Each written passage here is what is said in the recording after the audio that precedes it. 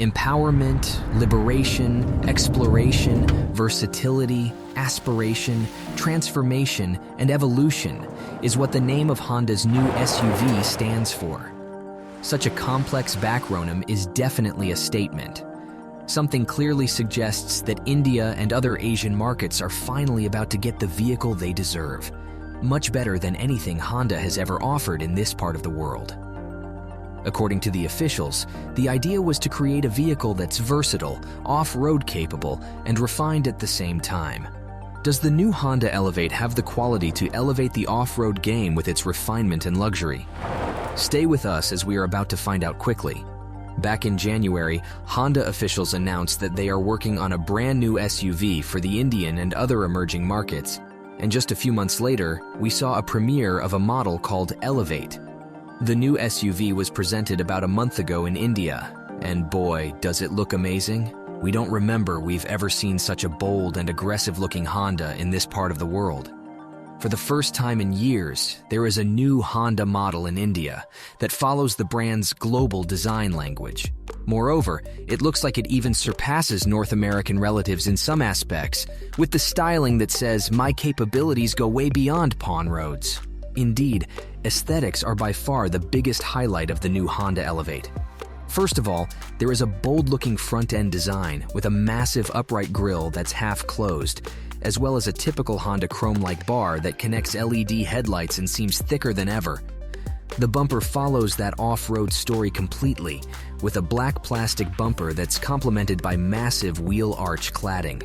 From the side, you can see that this small SUV offers solid ground clearance, as well as relatively short overhangs. The rear-end design follows the overall design philosophy of the SUV and combines a rugged rear bumper with modern lighting groups, and once again, a massive bar that connects taillights. As for dimensions, Honda's new SUV seems to follow segment standards pretty strictly. The Elevate is 4,312 millimeters long, with a 2,650 millimeters wheelbase. For comparison, that's a tiny bit longer compared to Hyundai Creta, which is expected to be one of the key competitors. When compared to similar Honda SUVs in other markets, such as the recently redesigned HR-V, the Elevate is actually a little bit shorter. As for the other measurements, this SUV is 1.65 millimeters tall and 1.79 millimeters wide, and rides on 17-inch wheels that look very similar to those found on City. Finally, let's not forget the ground clearance, which goes up to 220 millimeters, which is quite respectable for a vehicle that's essentially a car-based crossover. For comparison, the aforementioned Hyundai Creta sits just 190 millimeters from the ground. Although a brand new model, the Honda Elevate wasn't built from scratch. No, its design is based on another model Honda sells in this part of the world. As you may presume, we are talking about Honda City, a nameplate that's been used for decades, and that's been pretty successful thanks to its quintessential B-segment design. More precisely, the Elevate is based on the 7th generation of the popular subcompact, which comes both in sedan and hatchback body styles. The two models ride on the same Honda Global small car platform, which also underpins the bigger and more refined HR-V, as well as a few other models offered in Europe, Japan, and Australia. The two models share various technical solutions, including powertrain and chassis. Moreover, even the suspension setup is pretty similar. Despite the higher ground clearance, the Elevate also features a typical McPherson strut at the front with a stabilizer bar. The rear suspension is based on a good old torsion beam, a technical solution that has been in use for almost a century, but still is one of the best choices when it comes to cutting production costs and providing good ride quality at the same time. After all, many of the bigger and more expensive car models around the world still use such a setup, and we haven't heard anyone complaining about it. Simply, the Elevate is imagined as an attractive but budget-friendly SUV, and the brakes are yet another proof of such a design approach. Namely, while the front wheels feature classic disc brakes, the rear ones are equipped with drums, which is a way more rudimental but extremely reliable technical solution. Although the exterior design of the new Honda Elevate looks amazing, we have to say that the interior design impressed us even more. Simply, we don't remember we've seen a cabin that looks so upscale in a small car that's primarily designed for emerging markets. It all starts with the very elegant dashboard design, which features clean lines and is divided into 3 tiers.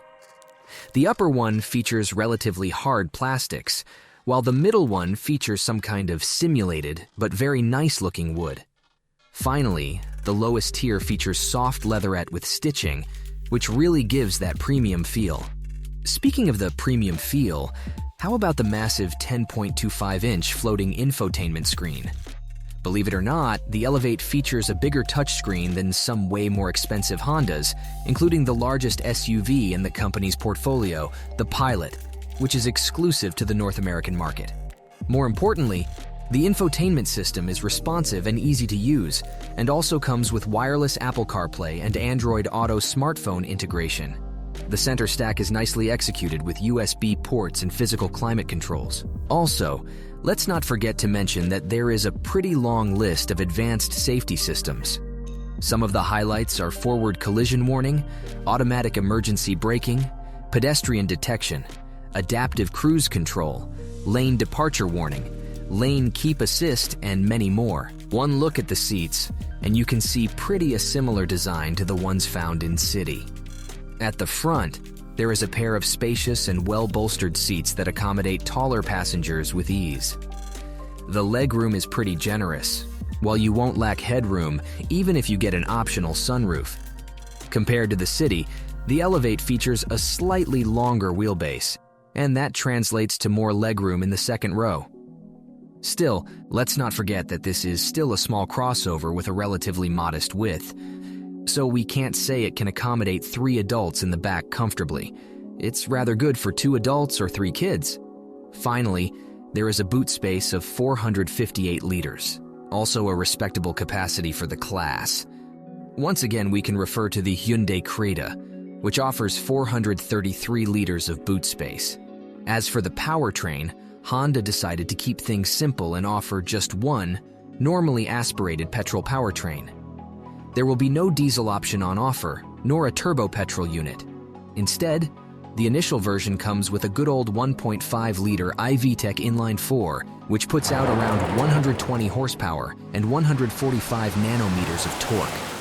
With these numbers, it certainly won't blow your mind, but we think that's an adequate amount of power and torque for a convenient ride. The single powertrain option will be offered with 2 transmissions. First of all, there is the Honda's excellent 6-speed manual gearbox, while the CVT will be optional. As for the drivetrain, the front-wheel drive is currently the only version you can get.